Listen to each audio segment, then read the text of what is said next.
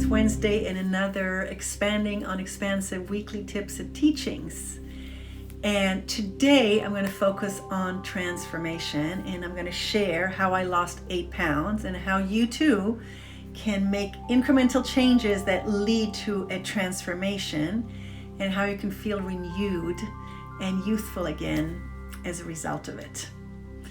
So this week I posted all the posts that I've posted so far and that I am about to post till Sunday, focus on the word transformation and on different aspects of transformation. And so my question to you is, for you as you listen to it, to ask yourself, what are you open to let go of and transform in your life in this time? That is a post that came on Monday or Tuesday. And so what do you want to transform? So transformation is something big. When you transform, when the form that you have changes, when the vibrational state that you're in is shifting and it has shifted sustainably.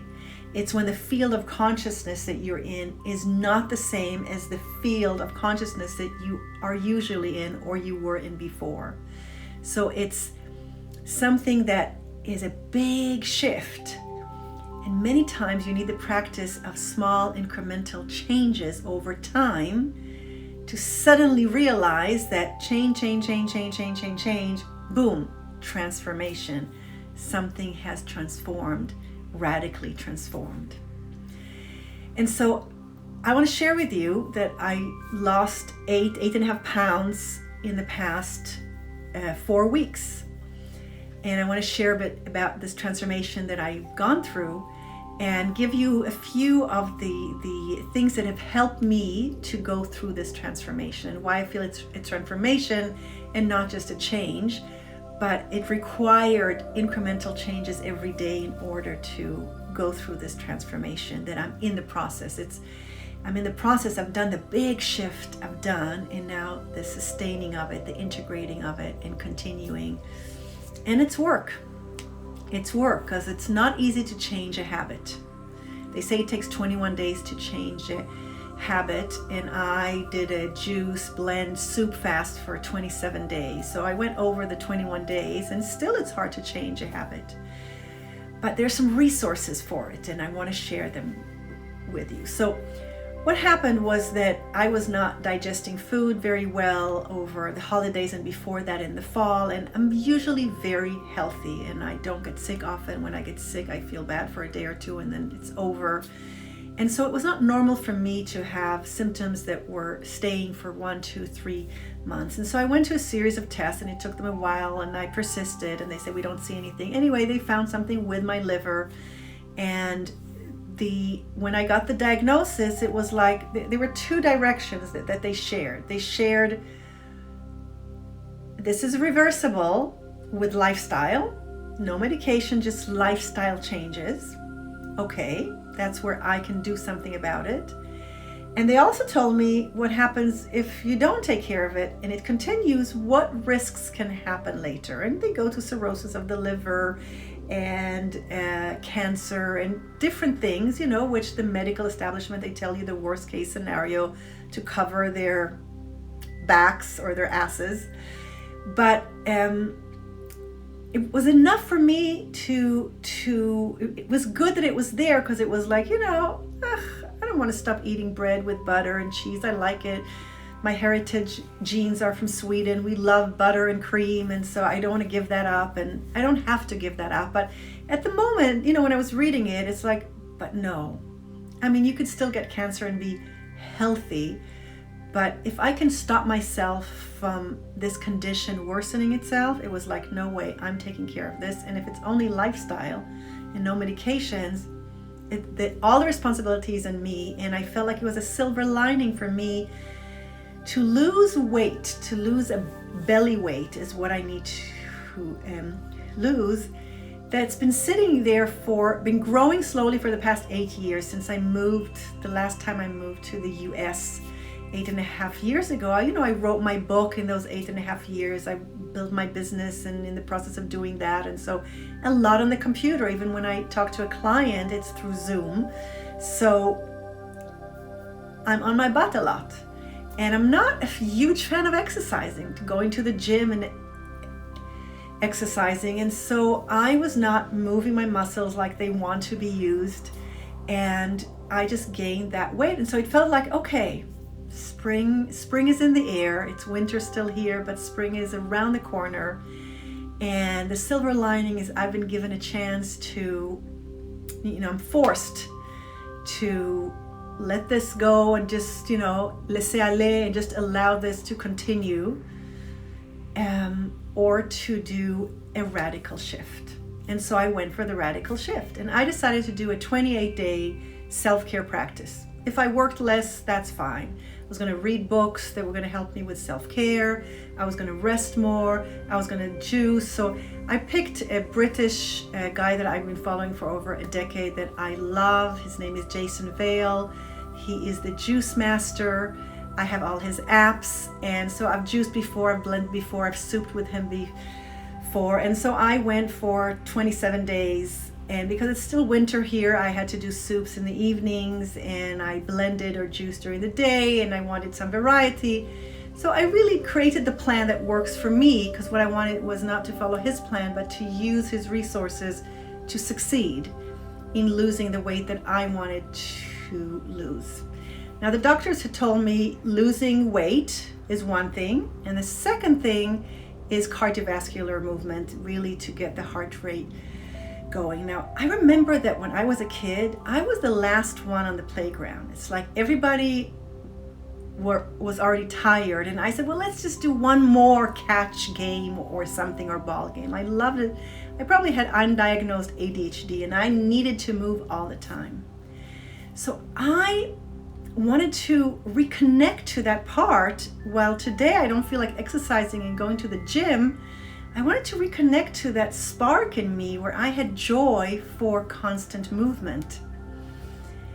And so that was part of my self-care practice for these 27 days. And so here are a few things that I did that are helpful when you want to go through incremental daily change that leads to transformation.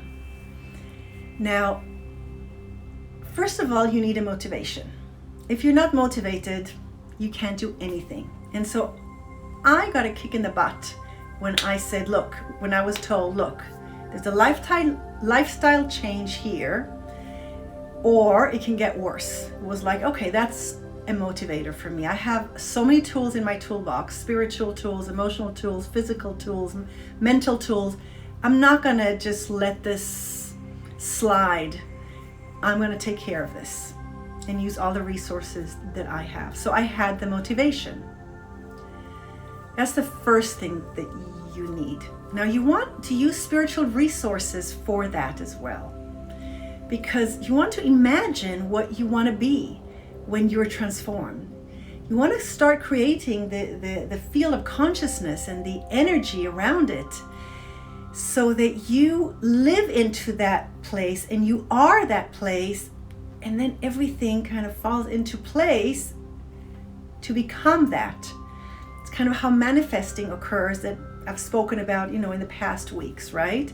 It's like you want to create the conditions for an idea to come into being in the material physical realm. So you want to create the vibrational conditions for it. Your state of mind, your attitude, and whatever other external conditions that you need to create for that, right? So motivation is number one. The second thing is surrendering. You want to surrender. You want to say, I'm not going to try and do this on my own. I'm going to use all the resources I have, and I'm going to ask the universe to support me. So to use the apps of Jason Vale is to use an expert in juicing and blending, and to use his apps and his knowledge, his acquired system to support me in the best way I can. That is surrendering and asking for help and receiving it in the most convenient way through an app or 2 apps on my phone, right? And his inspiration and his energy, he's got such great energy. And when I'd watch his videos, I'd watch them just to stay inspired on my juice fast or food plan. So surrendering, okay? You also want to surrender to possibilities that you can't think of. Miracles that I spoke about last week, allowing the universe to participate and to give you different gifts and pieces of wisdom and insights so that you don't do this by yourself. So surrendering is really important. And surrendering takes me to the reading, one more reading here from Eileen Caddy's Opening Doors Within. The link is in the bio. When you are willing to surrender your all to me and hold nothing back, then your every need will be wonderfully met and your life will flow with abundance. For you open the floodgates when you surrender all to me. So that is a spiritual law. Absorb this law into your whole being until it becomes part of you and you vibrate with that rhythm of all life and know the meaning of wholeness, of being in tune with the whole of creation and therefore in tune with me. I am the creator of all creation. I am the wholeness of all life. Raise your consciousness and realize that I am within you, that this wholeness is here within you, and that nothing can separate you from the wonder of it except your own limited consciousness. Why not let go and let it expand? Allow nothing to stop that expansion of consciousness until you can accept that I am in you and you are in me and we are one. Wow. It's a lot here, a lot to unpack. But I want to focus specifically on surrendering. I wanted to lose weight. I wanted to regain my youthfulness. I wanted to regain my vitality. I wanted to use my muscles. And you know what? Muscles are made to be used. And so I had to find a way. I had to find, again, a program online for $29.99 for women, older women, kind of, above 50, who want to lose weight and stay in shape in an easier, more relaxed way. Surrendering to the possibility that I can lose weight. Now, when you do a juice fast, it's not just a physical juice fast. It's a mental one, it's a spiritual one, it's an emotional one. You're cleansing and detoxing your liver. But the liver is detoxing from emotions as well, from thought patterns, from anger, from whatever you're holding inside you. It is detoxing from that as well. So it's not just a physical thing, and many people just do that. There's a whole spiritual, emotional, mental part that is also being released as the toxins are being released. And so there's a specific weight number that I couldn't go beyond after I had gone above it. And I just held the belief that I cannot go. I've tried different ways and I cannot go below it. And you know what? It reminded me of my life. It reminded me of other things in my life, around my work, things where I feel like I can't do this, I can't go beyond this can't happen. So I have this limiting thought that happens at times while I'm very courageous and brave and I do things, big leaps of faith into the abyss, but I have this belief also in certain things I don't believe I can go beyond, and nothing stops it. I just can't. And so I stayed at that weight point in the 27 days for quite a while. And I said, here it is again. I cannot lose the weight. I cannot go beyond that. Damn. And it took 21 days and it went down a bit, but it stopped there for quite a while. And then when I realized how this is a belief that I hold in everything, it was like, okay, I'm going to let go of this belief and just trust that if I continue. I made some shifts in my food plan and boom, I went underneath it. And so you see, it's incremental changes, shifts in our thoughts, in our belief systems, in our habits, taking advice from others, making a shift in your plan, in your habits, in your plan for change and transformation, but being very attuned, listening carefully to my body, to my mind, to my wit, to inner wisdom, to any miracles or signs from the universe directing me this way or that way. I was very attentive. I was focused on self-care. And I was attentive to what was showing up in my field of awareness that would help me with this. So all of these are really important things. So motivation, surrendering. Forgiveness is another one. Surrendering your not forgiving. So the truth has to be told. There was a part in me that was not forgiving myself for having let myself go and my weight go like this slowly over 8.5 years. And okay, I paid the price. My mission in life to teach people how to live in spiritual material abundance, and through the book, the TEDx talk, programs, working with people one-on-one, all of that, it's my life mission. And so if the price is that I'm really tight because I don't exercise or because I gain weight because I sit a lot, it was a price that I was willing to pay. But there was another part of me that was not forgiving me for doing it. And so then there was a part, well, it's too late now. If I'm already here and I haven't done it, then I'm not going to change now. That is like being spiteful to myself, not forgiving myself for what I've done. And the truth is that if you decide now to change, change will happen now. And if you do change incrementally over a period, pow, suddenly you'll be in a state of transformation. You'll be in a new field of consciousness, new state of vibration, a new form, transform. And so it's important to look at where we don't forgive ourselves, where we punish ourselves because we realize that, wow, I've let this habit take the best of me. Well, I'm not going to change now. You know what? That's it. That's the price you pay. You took this action. That's the price you pay. I've got a critic inside me. I grew up with a critical father. Culture is critical. Gender, race. There's a lot of criticism around there here in the world. So I have it inside me. And so forgiveness is part of transformation. And I spoke about it 2 videos ago. So motivation, surrender, forgiveness, self-care, using spiritual resources. So surrender is a spiritual resource. Motivation is a spiritual resource. Forgiveness is a spiritual resource.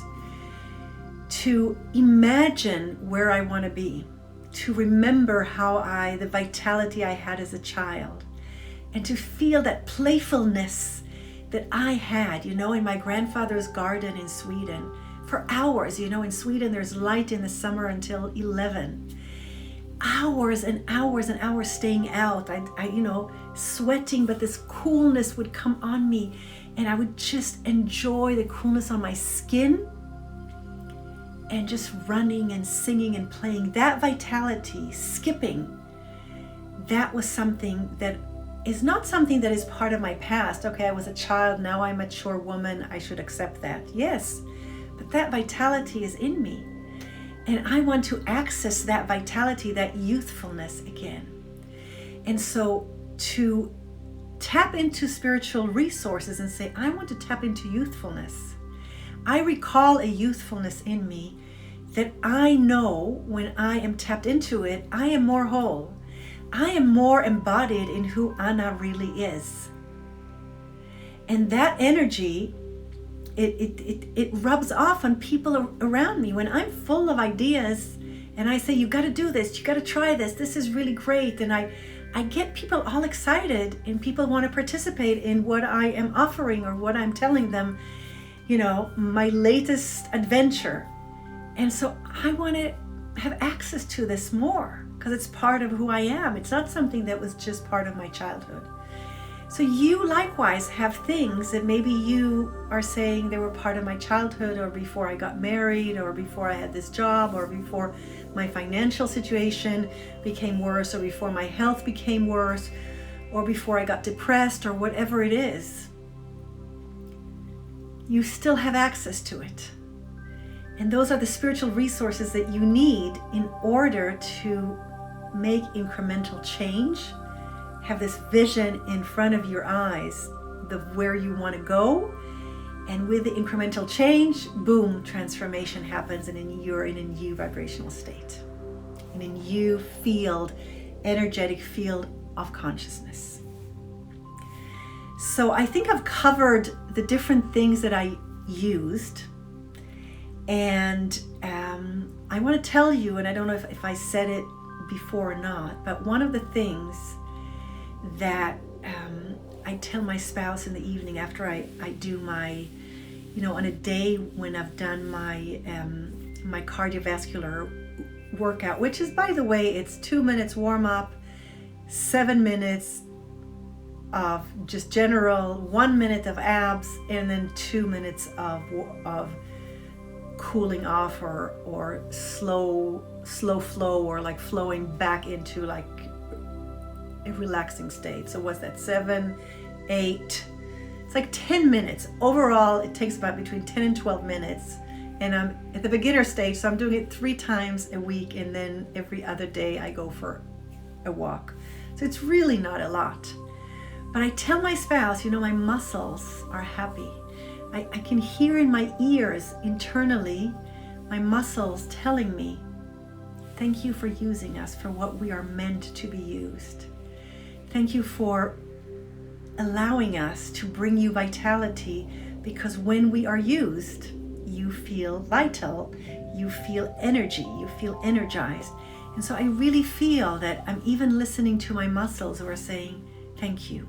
And then they're happy to have a relaxing day in between when I go for my walk. So for example, yesterday I had a walk. The day before I had a workout. By the evening I could feel the workout. So it was good to have a day off. I did a workout this morning. Tomorrow I'll have a break. I'll just go for a walk with the dog to the corner and back. Fabulous. So even my muscles are going, thank you for using us. Thank you for allowing us to participate in your transformation. And thank you for allowing us to serve the purpose for which we were created, what we are meant to do, what the essence of our calling is. So you see, this is part of the wholeness in the reading that I read before. The muscles are part of it. The apps that I'm using are part of it. Listening to any guidance, paying attention to beliefs that are stopping me here as well as in other places in my life, letting go of those in order to cleanse my thoughts, my beliefs, the weight. It's a weight loss of thoughts as well as a weight loss of kilos off my body. So I leave you with that. I hope this is a lot to take in, but they're really good nuggets here for how to do incremental change that's going to lead to a transformation in your life. So I leave you with that. Blessings of choosing what you want to transform in your life, what is important for you to change in your life. And I will be back next week with another Expanding on Expansive weekly tips and teachings.